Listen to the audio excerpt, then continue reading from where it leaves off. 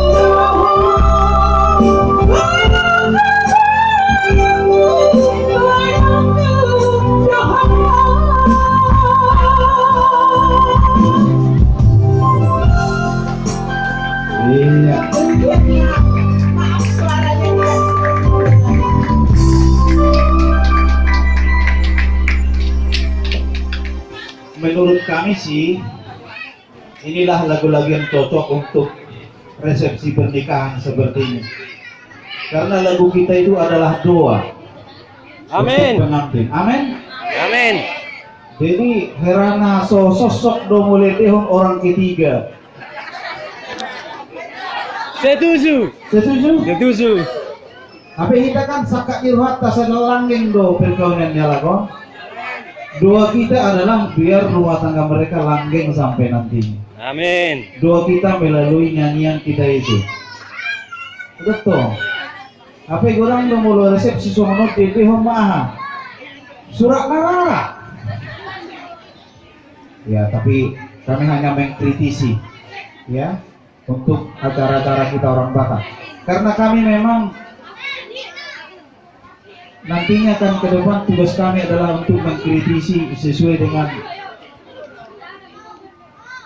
tujuan kami untuk mencaleg.